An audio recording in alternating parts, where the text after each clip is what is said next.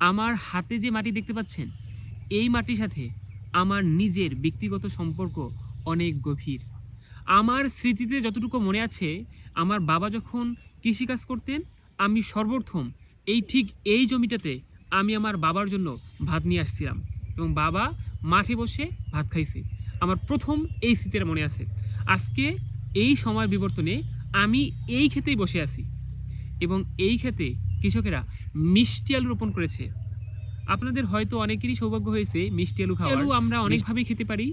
তরকারি হিসেবে মিষ্টি আলু আমরা খেতে পারি, তারপরে সেদ্ধ করে মিষ্টি আলু খেতে পারি। ছোটোবেলায় আমার মনে আছে, যখন আমরা কাজ করতাম, মা আমাদেরকে মিষ্টি আলু এরকম সেদ্ধ করে দিতেন আর আমরা বসে বসে খাইতাম।